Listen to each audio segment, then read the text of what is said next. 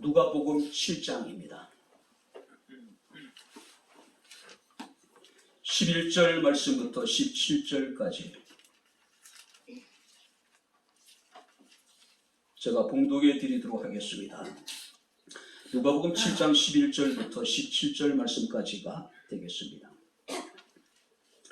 그 후에 예수께서 나인이란 성으로 가실 때 제자와 많은 무리가 동행하더니 성문에 가까이 이르렀을 때에 사람들이 한 죽은 자를 메고 나오니 이는 한 어머니의 독자요 그 어머니는 과부라. 그 성에 많은 사람도 그와 함께 나오거늘 주께서 가부를 보시고 불쌍히 여기사 울지 말라 하시고 가까이 가서 그 관에 손을 대시니 맨 자들이 서는지라. 예수께서 이르시되 청년아 내가 네게 말하노니 일어나라 하시매 죽었던 자가 일어나 앉고 말도 하거늘 예수께서 그를 어머니에게 주시니 모든 사람이 두려워하며 하나님께 영광을 돌려 이르되 큰 선지자가 우리 가운데 일어나셨다 하고 또 하나님께서 자기 백성을 돌보셨다 하더라. 예수께 대한 소문이 온 유대와 사방에 두루 퍼지니라. 아멘. 우리의 드리지는 예배를 우리의 찬양을 기쁘시게 받으심을 감사합니다. 이 시간 종을 통해서 주의 말씀이 선포될진데 말씀 우리에게 은혜가 되게 하시고 위로가 되게 도와주시고 말씀 가운데 더욱 거신 은혜가 우리에게 넘치게 하옵소서. 깨달을 수 있는 지혜로운 마음도 주옵소서. 예수님 이름으로 기도하옵나이다. 아멘. 할렐루야. 자, 우리 옆에 있는 분들과 하나님 우리와 함께 하십니다. 인사하겠습니다. 하나님 우리와 함께 하십니다.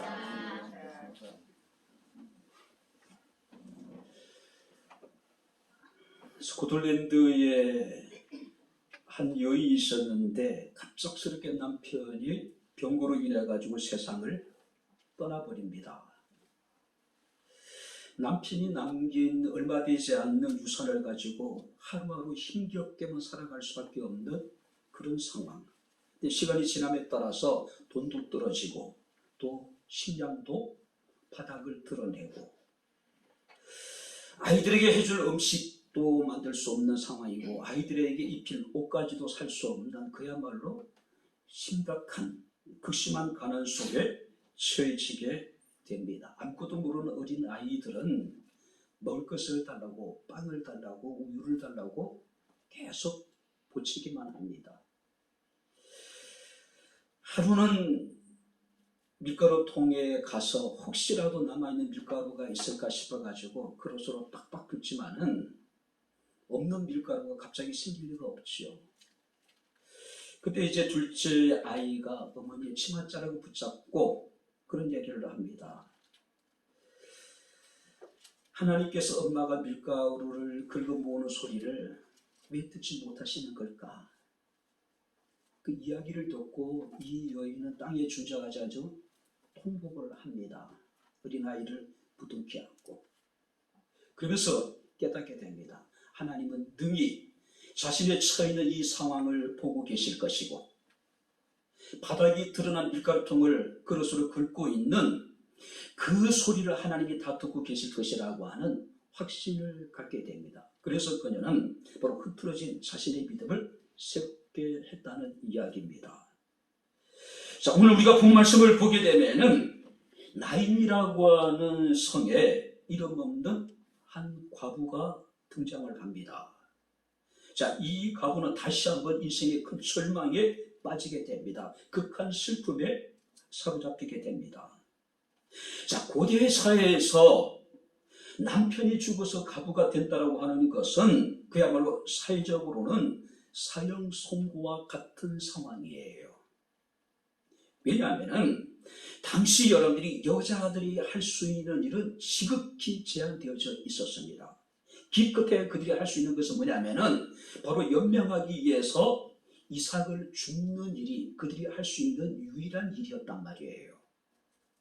그래서 우리가 룻기를 말씀을 보게 되면은 나오미가 자신의 이방인 자위였던 룻을 데리고 베들레헴 땅으로 돌아옵니다. 그런데 그 베들레헴 땅 고향으로 돌아왔지만 그들이 할 수 있는 것은 뭡니까? 젊은 자부가 룻이 들에 나가지고 이삭을 주셔서 그 이삭으로 하루하루의 삶을 연명해 나가는 모습을 우리가 보게 됩니다. 그래서 우리가 레위기 19장 9절부터 우리가 10절 말씀을 보게 되면은 하나님께서는 이런 가난한 자들을 위해서 바로 여러분들이 새로운 어떤 한 규례를 정하셔요. 바로 그게 뭐냐면은 곡식을 거둘 때에 밭 모퉁이까지 다 거둘지 말고, 또 내 떨어진 이삭을 줍지 말고, 내 포도원의 열매를 다 따지 말며 내 포도원에 떨어진 열매도 줍지 말아라. 왜 이런 명령을 내리셨을까요? 이렇게라도 하지 않으면 가난한 사람, 특별히 가부들이 살아갈 수 있는 방법이 없었기 때문에 그래요. 자, 이제 이 가부는 남편을 일찍이 여의고 사랑하는 아들마저도 세상을 떠나버리게 됩니다. 유일한 삶의 희망이었죠. 바로 그 희망이 지금 사라져버린 거죠. 바로 그 아들은 성경 말씀을 보니까 예수께서 청년이라고 표현한 것을 볼 때에 어느 정도 성장을 했을 거예요. 이제는 다 키웠다고 생각했는데, 이제는 그 아들과 더불어 미래를 설계하고 이제 나름대로 행복한 날들만을 기대했는데, 어느 날 갑자기 그 아들이 시름시름 앓더니 속절없이 세상을 떠나버리고 만 겁니다. 아들을 떠나보낸 이 여인의 심정이 어떠했을까? 근데 성경 말씀을 보게 되면은 그런 상황에 처해 있는 이 나일성의 가부를 주님께서 찾아오셨다는 사실이에요. 그리고 완전히 꺼져버린 희망의 불빛을 하나님께서는 다시 밝혀주셨다라고 하는 사실이에요. 오늘 우리는 이런 과정을 통해서 이 나일성의 가부에게 나타나신 하나님의 사랑과 하나님의 긍휼과 하나님의 은혜가 어떠한 것인가를 오늘 시간 살피면서 우리가 함께 은혜를 나누도록 하겠습니다. 먼저 한번 성경을 찾아보도록 하겠습니다. 한번 다 같이 여러분들이 이제 11절을 우리 다시 한번 같이 읽겠습니다. 그 후에 예수께서 나인이란 성으로 가실새 제자와 많은 무리가 동행하더니, 그 후에, 자, 여기서 그 후라고 하는 것은 예수께서 가브나움이라고 하는 지역에서 백부장의 종의 병을 고쳐주고 난 이후에 그 다음 날, 그런데 가버나움에서 이 나인성까지의 거리는 하루길이에요. 최소한 40km예요. 가버나움에서 백부장의 종을 고치신 예수께서는 빠른 걸음으로 하루길을 가셔서 나인성에 도착하셔서 그곳에서 이 나인성의 가부를 주님께서 만나셨다는 이야기예요. 세상에는 우연이라는 것이 없습니다. 특히 우리 기독교에서는요. 우리 주변에 일어나고 있는 모든 크고 작은 일들, 사람들과 있던 만남이라고 하는 것은 하나님의 섭리 가운데 이루어진다는 사실이에요. 그죠? 자, 가버나움에서 나인성까지의 거리는 백리길, 결코 짧지 않는 거리였단 말이에요. 자, 아마 예수께서는 이 가버나움에서 밤새 아마 여러분 나인성까지 걸어가셨을 가능성이 많이 있어요. 왜냐하면 여기서 이 나인성에서 이 가부가 죽은 아들을 장사 치르는 그런 과정을 보게 될 때에 아마 늦은 시간이 아니었을 거란 말이에요. 오후가 아니었을 거란 말이에요. 대부분 장례가 아침에 나가는 것을 감안해 볼 때 예수께서는 굉장히 빠른 걸음으로 하루길을 걸어서 나인성에 도착을 하셨다고 하는 거예요. 특별히 여러분들이 이 나인이라고 하는 여러분들이 마을은요, 그야말로 두메의 산골에 서 있었습니다. 굉장히 길이 가파른 경사길이고 꼬불꼬불한 험한 길이었단 말이에요. 왜 주님께서는 가버나움에서 하루길을 달려서 다음날 이 나인성까지 도착을 하셨을까? 그냥 아무런 생각 없이 그러셨을까요? 그것은 아니란 말이에요. 성경을 보게 되면 예수께서 수많은 기적을 행하셨는데 예수께서는 늘 그들을 찾아가시고 그들을 만나시고 그들을 불쌍히 여기시고 그들에게 은혜를 베푸셨다고 하는 사실이에요. 우연이 아닙니다. 바로 이것은 하나님의 섭리라는 이야기예요. 우리가 누가복음 8장 말씀을 보게 되면은 예수께서는 갈릴리의 거친 광풍을 헤치고 이방인 지역이었던 가라사라고 하는 지역에 도착을 하셔요. 왜 굳이 주님께서는 그 바다의 위험을 무릅쓰시고 강풍을 뚫고 이방인들이 거주하고 있는 가라사에 가실 수밖에 없었을까요? 바로 그곳에는 군대의 귀신 들린 사람이 있었기 때문에 그를 만나기 위해서, 그를 고치기 위해서 예수께서는 바로 가라사라고 하는 지역까지 가셨다는 이야기예요. 누가복음 19장 말씀을 보게 되면 예수께서 여리고를 지나십니다. 왜 주님께서 여리고를 지나셨을까요? 그곳에 세리였던 삭개오를 만나기 위해서, 그를 구원하시기 위해서, 바디메오를 만나서 그를 고치시기 위해서란 이야기예요. 자, 그렇다면 예수께서 나인성으로 가신 분명 목적이 있습니다. 바로 그것은 뭐냐면은 지금 사랑하는 아들을 잃고 천자가 끊어지는 고통을 겪고 있는 한 가부를 만나시고 그 가부를 치유하시기 위해서, 그 가부의 아들을 살리시기 위해서 바로 하루길을 걸어서 나인성의 주님께서는 도착을 하셨다고 하는 사실이에요. 여러 가지 정으로 봤을 때 누군가가 예수님을 초청하지는 않았던 것 같습니다. 이 여인이 자기 아들이 죽어가는 모습을 보고 예수께 성했던 것도 아닌 것 같습니다. 그렇다고 특별히 그 하나님께 기도했던 것도 아니었던 것 같아요. 그래도 불구하고 주님께서 먼저 나인성을 찾으시고 그 가부를 찾으셨다는 사실이에요. 사랑하는 성도 여러분들, 주님은 늘 우리 가운데 가까이 하시며 우리를 찾으시고 우리를 살피시고 우리에게 은혜를 베푸시는 분이라는 사실을 믿으시기를 주 이름으로 축원합니다.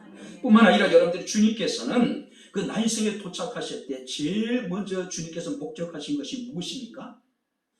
과부의 아들의 장례 행렬이었어요. 자, 우리가 성경 말씀을 보니까 12절에 성문에 가까이 이를 때 사람들이 한 죽은 자를 메고 나오니 이는 한 어머니의 독자요 그의 어머니는 과부라. 그 성에 많은 사람도 그와 함께 나오거늘. 자, 죽은 자의 집안에 대해서 성경 간략하게 우리에게 증거하고 있습니다. 죽은 자에 대해서 예수께서 말씀하시기를 청년이라고 이야기하시죠. 그리고 누가의 증언에 따르면은 한 어머니의 독자요 그 어머니는 과부였더라. 자, 한 어머니의 독자였고 그 어머니는 과부였는데 그 죽은 아들은 청년이었다. 이 청년의 죽음은 우리가 굳이 설명하지 않더라도 굉장히 가슴 아픈 죽음일 수밖에 없지요. 왜냐하면 과부에게 있어서 이 죽은 아들은 자신의 삶의 모든 것이었단 말이에요. 과부라는 표현을 보게 되면 이 여인은 아마 일찍이 남편을 잃었던 것 같고, 그리고 이제는 자신의 전부였던 그 사랑하는 아들조차도 세상을 떠나버리고 그 아들을 이제 땅에 묻기 위해서 지금 긴 행렬을 지금 이루고 있는 그런 상황이었다는 이야기예요. 아마 이 여인도 남편과 함께 행복한 가정을 꾸리고자 하는 그런 희망이 있었을 거예요. 그래서 남편과 함께 결혼을 하고 하나의 가정을 이루고 나름대로 행복하게 살았을 것 같습니다. 슬하에 아들 하나까지 두고. 근데 어느 날 갑자기 남편이 시름시름 앓더니 어린 아들을 두고 아내를 두고 세상을 떠나버려요. 그죠? 이제 일찍이 혼자 된 이 여인 입장에서는요, 오직 하나밖에 남아있지 않는 그 아들을 바라보면서 힘들고 고통스러운 아마 삶을 살아내지 않았을까요? 가부로서의 삶이 녹록지 않았음에도 불구하고 어려움이 있었고 고통이 있음에도 불구하고 아들이 희망이 되었기 때문에, 아들이 삶의 목적이 되었고 아들이 삶의 의미가 되었고 아들이 삶의 전부였기 때문에 이 가부가 살아갈 분명한 단 하나의 이유가 되었기 때문에 아마 열심히 살았을 것 같아요. 그죠? 근데 성경에는 자세히 기록되지 않지만은 그 아들이 죽고 난 이후에 성경 보니까 많은 사람들이 그 장례 행렬 가운데 함께 했다라고 하는 사실이에요. 많은 사람들이 함께 장례 행렬에 함께 했다는 것을 볼 때에 아마 이 과부라든지 그 죽은 아들이 굉장히 마을 사람들에게 있어서 굉장히 이렇게 좀 이렇게 그 호의적이지 않았을까. 많은 사람들이 그 가구의 안타까운 현실에 대해서 깊은 동정심을 가지고 있었다라고 우리가 생각할 수가 있을 겁니다. 그런 것을 우리가 이제 추측해 볼 때에 비록 이 가구는요, 남편을 먼저 세상에 떠나보냈지만은 굉장히 열심히 살았던 것 같아요.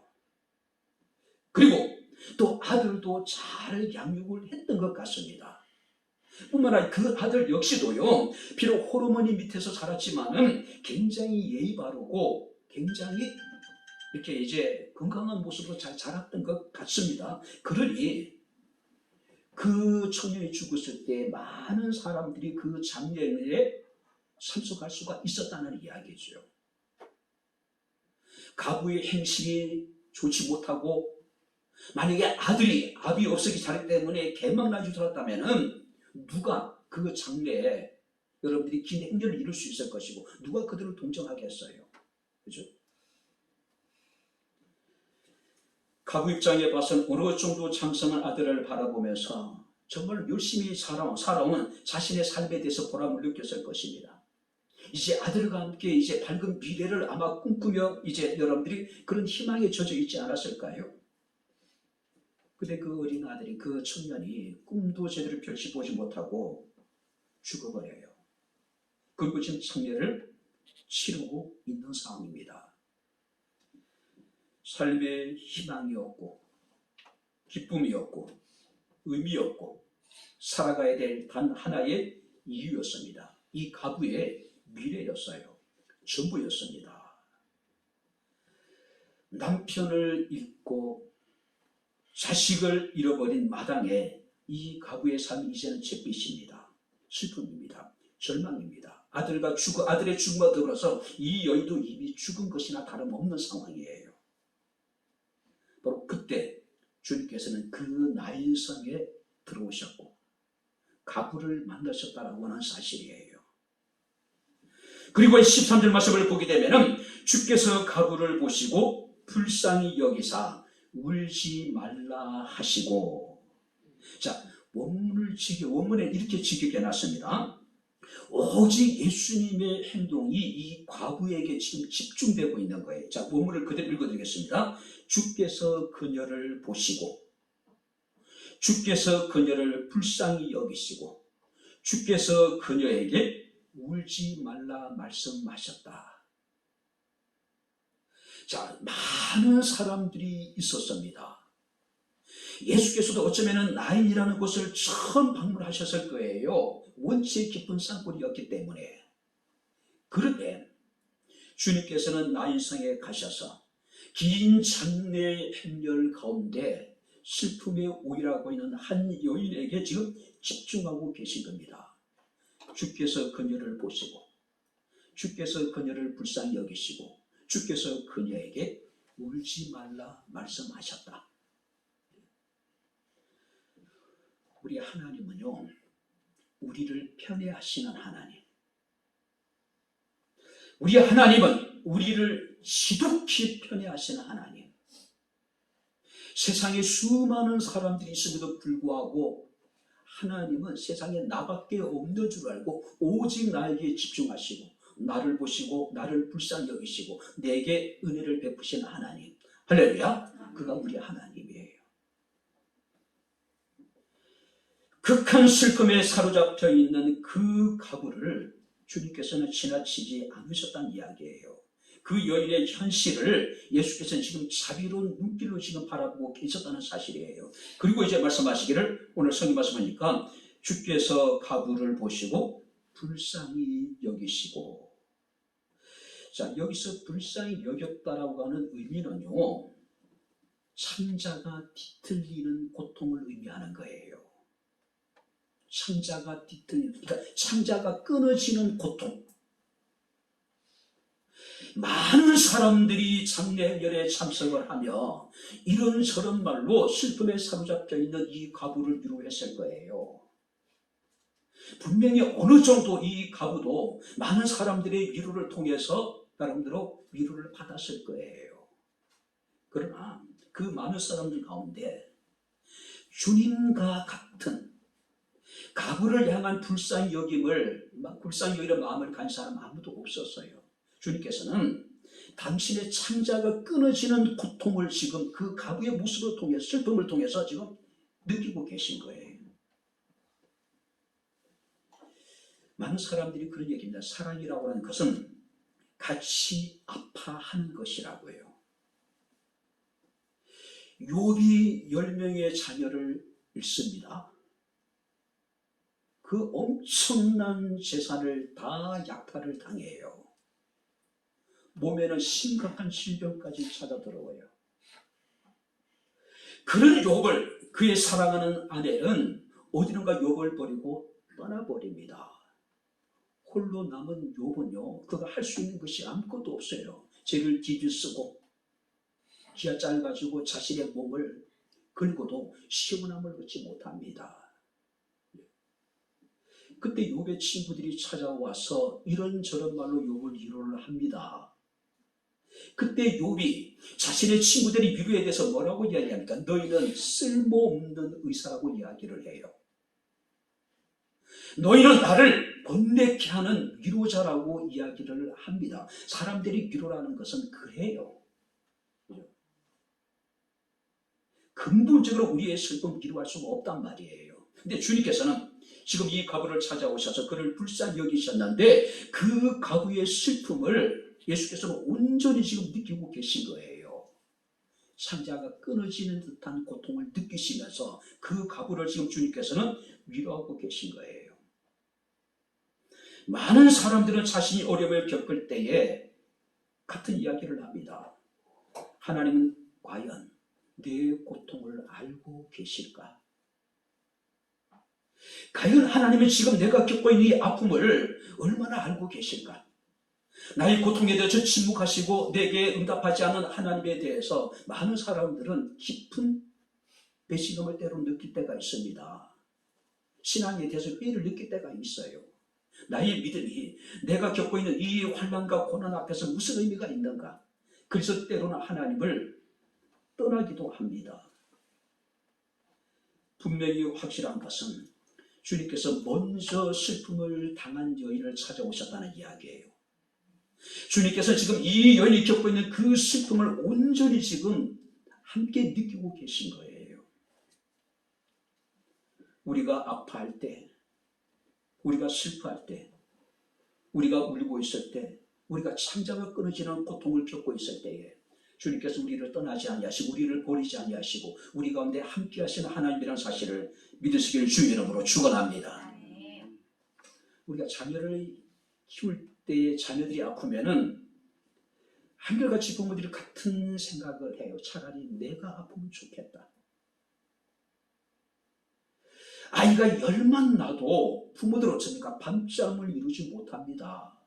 아이보다 더 힘든 시간을 보낸 것이 부모의 마음이에요.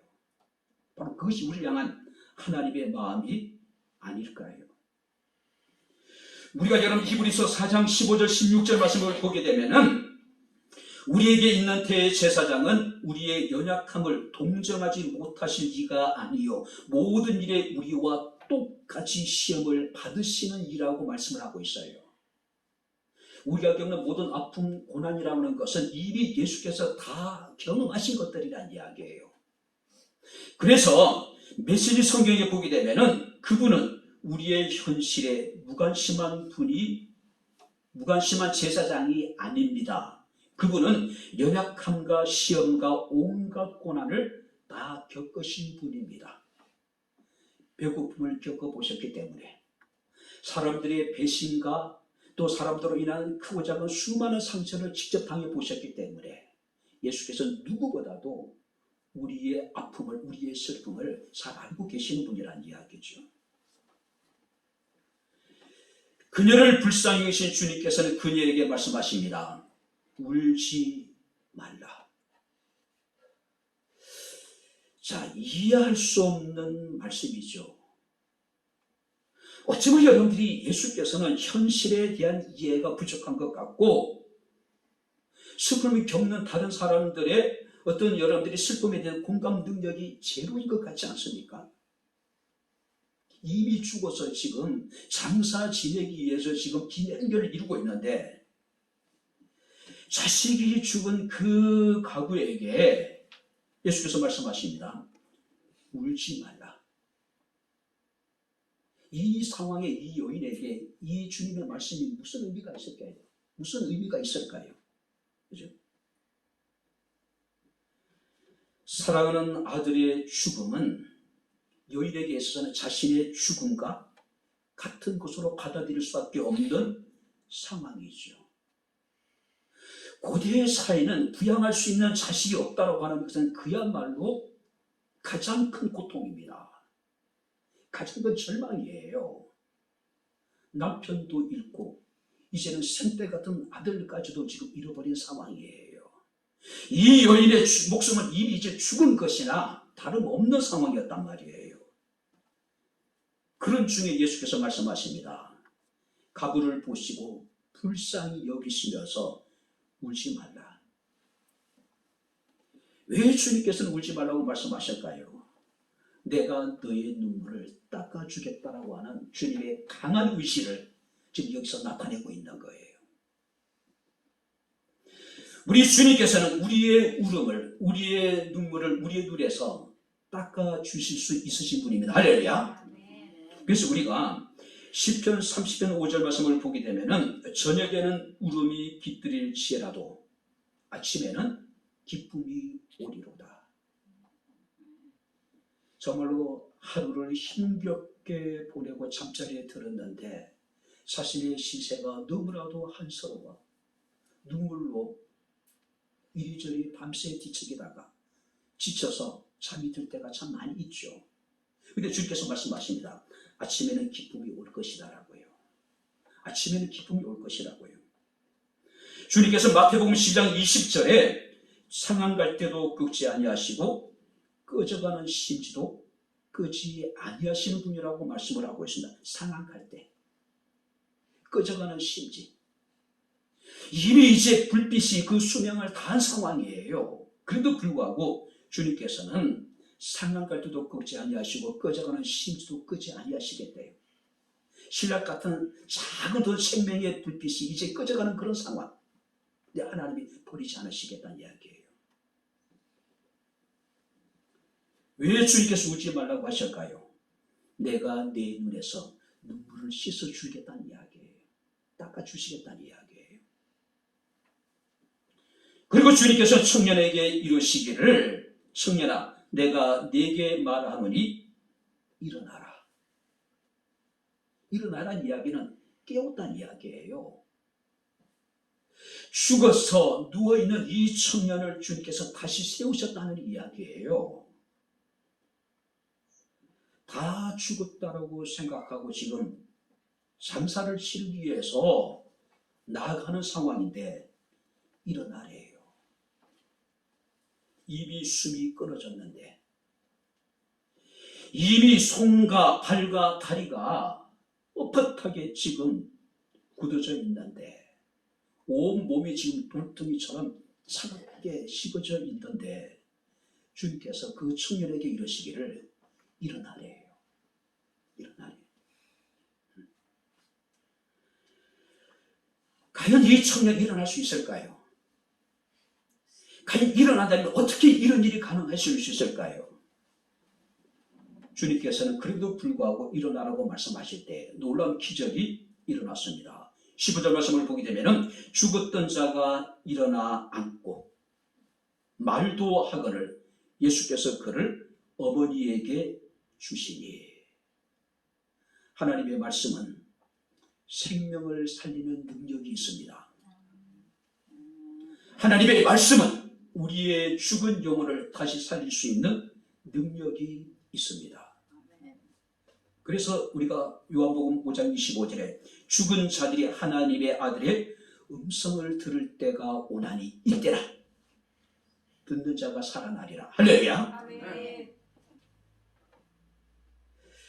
죽은 자들이 하나님의 아들의 음성을 들을 때가 오는데, 이때라 하나님의 음성을 듣는 자들이 다시 살아나게 될 것이다. 세월호 이후에 우리는 다시 한번 극한 좌절과 절망과 슬픔을 겪고 있습니다. 생태 같은 우리의 젊은이들이 156명이 숨을 쉬지 못하고 길거리에서 죽는 참사가 벌어졌습니다. 그들의 죽음이 안타까운 것은 사실입니다. 죽음을 정쟁하는 것도 결코 바람직하지 않습니다. 그러나 그 과정에 있어서 과연 국가가 어디에 있었을까? 정부는 무엇을 했을까? 한 사람을 지키기 위해서 2개의 기동대가, 빈집을 지키기 위해서 200명의 경찰이 출동을 했는데, 과연 죽어가는 우리의 청년들을 위해서 경찰은 무엇을 했고 국가는 무엇을 했을까? 죽어가는 청년들의 모습을 보면서 또 다른 생각을 해봤습니다. 영원히 죽어가는 우리의 청년들을 생각해 봤어요.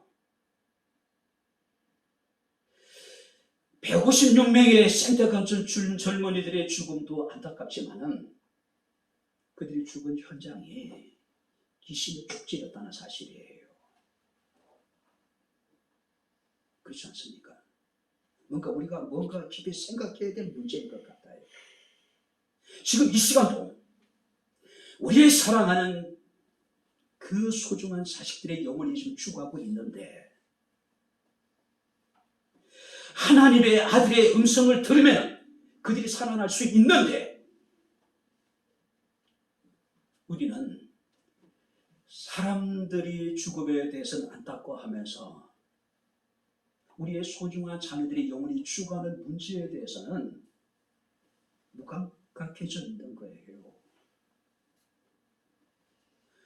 우리의 몸을 죽이는 자들을 두려워하는 것도 우리에게 필요하겠죠. 그러나 우리의 영혼을 죽일 수 있는 그 하나님, 그 하나님에 대한 그런 두려움이 우리에게 있어야 되지 않을까요? 죽은 자들이 하나님의 아들의 음성을 들을 때가 오나니 곧 이때라 듣는 자가 살아나게 될 것이다. 예수께서 청년아 일어나라 하시니 주의 음성을 들은 그 죽은 청년이 다시 살아났습니다. 오늘도 죽어가는 영혼을 향해서 주님께서 말씀하십니다.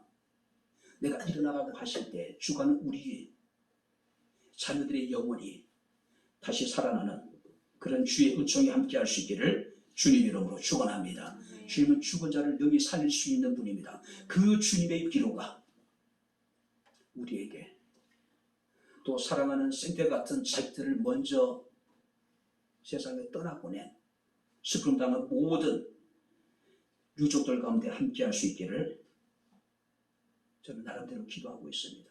그리고 내가 우리 가운데 함께할 수 있기를 축원합니다. 그리고 마지막으로 성경 말씀을 보니까 그리고 다시 살아난 아들을 예수께서는 그 어머니에게 주셨습니다. 주님이 찾아가서 만나시고 주께서 불쌍히 여기시고 주께서 말씀하시니 그 죽은 아들이 다시 살아났습니다. 극한 그 여인의 슬픔이 말할 수 없는 영광스러운 즐거움으로 변화됐습니다. 죽음의 행렬이 이제는 생명의 행렬로 변화됐습니다. 기쁨과 즐거움을 잃어버렸던 나인성에 다시 기쁨이 회복되고 다시 즐거움이 회복되는 놀라운 기적이 벌어지게 되었다는 사실이에요.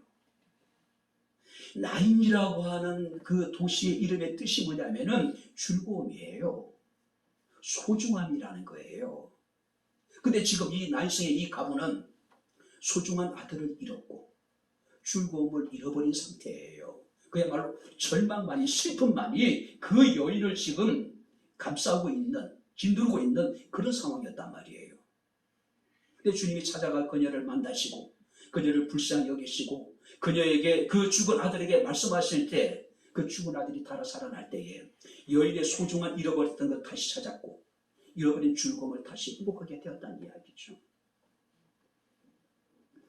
특별히 여러분들이 이 현장에서 수많은 사람들은 두려움을 느끼게 되었고 수많은 사람들은 하나님께 영광을 돌립니다. 그리고 성경 말씀을 보게 되면은 하나님께서 자기 백성을 돌보셨다라고 그들이 이야기를 해요.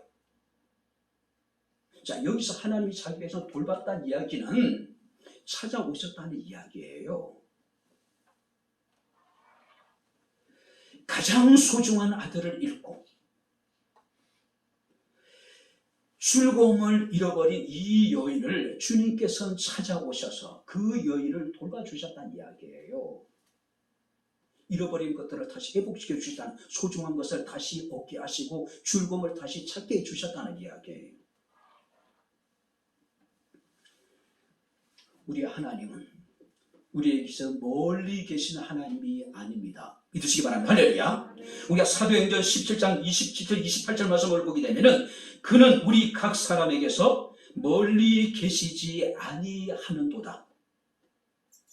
하나님은 우리에게서 멀리 계신 분이 아니란 이야기예요. 그분은 늘 우리 가운데 함께 하시며 우리를 가까이 계시는 분이란 이야기예요. 그래서 우리는 그를 힘입어서 살며 그를 힘입어 기도하며 그를 힘입어서 존재한다라고 바울이 이야기하고 있는 거예요. 하나님은 우리와 별 상관없이 멀리 계신 분이 아닙니다. 우리의 형편에 아랑곳하지 않고 자신의 일만 하시는 분이 아니란 이야기예요. 언제나 우리 가까이 계시면서 우리를 돌보시고 우리에게 은혜를 베푸시는 하나님이 우리가 믿는 우리 하나님이란 사실이에요. 하나님이 예수를 이 땅에 보내신 목적도 단 하나입니다. 자기 백성을 돌보시게, 자기 백성을 돌보게 하기 위해서 하나님께서 독생자신 예수를 이 땅에 보내시고 자기 백성들을 위해서 십자가 고난당하시고 자기 백성을 위해 예수께서는 부활하시고 그리고 자기 백성들을 위해서 다시 재림하시게 될 거란 이야기예요. 이제 말씀을 마치도록 하겠습니다. 나인성, 가장 사랑스러운 마을이고 가장 즐거운 곳이었습니다. 그런데 그곳에 슬픔이 찾아왔습니다. 그 슬픔은 그 누구도 그 무엇으로도 이루할 수 없는 비극이었습니다. 그런데 주님께서는 그런 비극의 현장에 찾아오시고 그 여인을 만나시고 그 여인의 잃어버린 것들을 다시 다 회복시켜 주셨다는 사실이에요. 우리는 가장 사랑스러운 사람들을 잃었습니다. 수도 의심하지 않았던 가정의 즐거움과 행복들이 산산조각 나버렸습니다. 세상의 그 무엇도 창자가 찢어지는 듯한, 창자가 끊어지는 듯한 고통을 겪고 있는 그 사람들의 마음을 누가 위로해 줄 수 있겠어요? 우리 주님은 긍휼의 목자라고 우리는 이야기를 합니다. 그 주님께서 마태복음 10장 20절에 상강할 때도 꺾지 아니하시고 꺼져가는 심주도 끄지 아니하시는 하나님.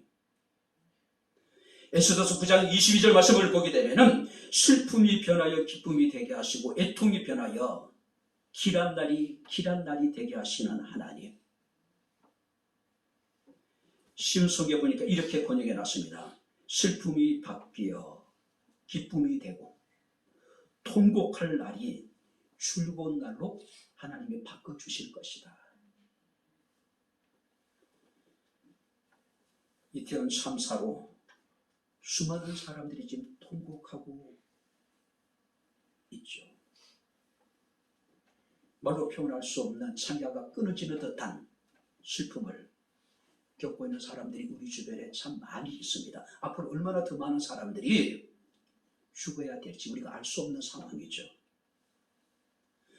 오직 주님만이 우리의 슬픔을 기쁨으로 변화시켜 주실 것이 우리의 통곡을 우리의 즐거움으로 변화시킬 수가 있을 것이란 사실이에요. 시편 30편 11절에 보니까 나의 슬픔이 변하여 춤이 되게 하시며 나의 베옷을 벗기시고 기쁨으로 띠를 띄우신다. 슬픔을 당한 모든 사람들이, 상처받는 이 시대의 모든 사람들이 그야말로 춤출 수 있는 그날이 언제 올 수 있을까? 애통의 상복을 벗어버리고 기쁨의 띠를 띨 수 있는 그날이 언제 우리에게 다시 이룰 수 있을까? 주께서 불쌍히 여기소서. 사랑하는 이를 잃어버린 상자가 끊어질 듯한 고통을 겪고 있는 그 사람들을 불쌍히 여기소서.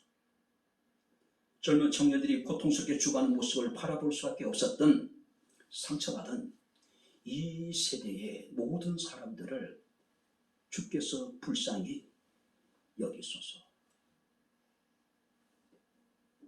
어느 때보다도 하나님의 긍휼이, 하나님의 자비가, 하나님의 사랑이 절실하게 필요할 때입니다.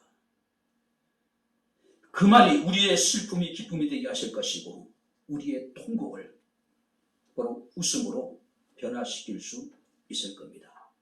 상자가 끊어지는 듯한 아픔 속에도 하나님께서 그들을 불쌍히 여겨서서 그들을 위로하시고 그들 마음 가운데 세상이 줄 수 없는, 세상이 할 수 없는 하나님의 평강이 함께 할 수 있기를, 함께 기도할 수 있는 저와 여러분들이 될 수 있기를 주 이름으로 축원합니다. 마지막으로 한번 따라해 보시기 바랍니다. 주께서 불쌍히 여기소서. 기도하겠습니다. 하나님 아버지, 하나님의 은혜와 사랑을 진심으로 감사합니다. 상자가 끊어지는 듯한 단장의 아픔을 겪고 힘든 시간을 보내고 있는 이 땅의 모든 사람들 가운데 하나님의 긍휼과 주의 자비가 임하게 하옵소서. 쓸데없는 의사가 아니라, 본대케 하는 안위자가 아니라 우는 자들과 함께 울며 웃는 자들과 함께 웃으며 그들의 아픔을, 그들의 고통을, 그들의 슬픔을 함께 나눌 수 있는 그리스도의 마음을 우리에게 허락하여 주옵소서. 오늘 이 시간도 슬픔 당한 자들을 찾아가 주셔서 예수님의 피 묻은 손으로 그들의 마음을 어루만져 주시고 그들의 상처를 하나님께서 어루만져 주옵소서. 예수님 이름으로 기도하옵나이다. 아멘. 하늘에 계신 아버지, 이름 거룩하사 주님 나라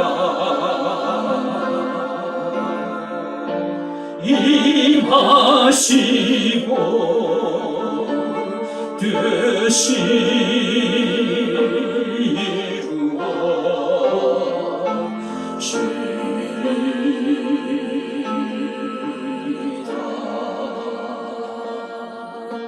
일용할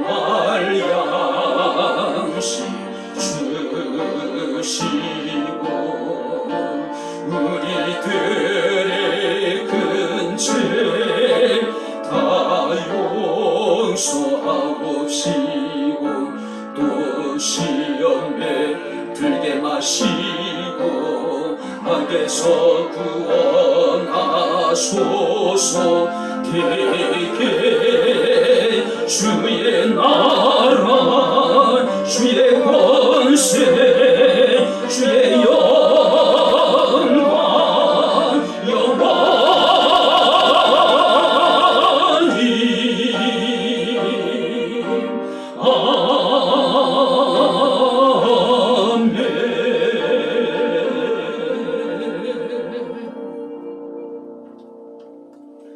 이제는 우리 주 예수 그리스도의 은혜와 하나님의 크신 사랑과 성령님의 교통교제의 제 충만 역사 인도하시니 살아계신 하나님을 영과 진리로 예배하며 주님에 합당한 찬송과 영광을 돌린 주의 사랑하는 모든 성도들 머리머리 위에 저들의 가정과 직장과 사업장과 이 교회와 이 나라 이 민족 위에 지금부터 영원토록 함께 있을지어다.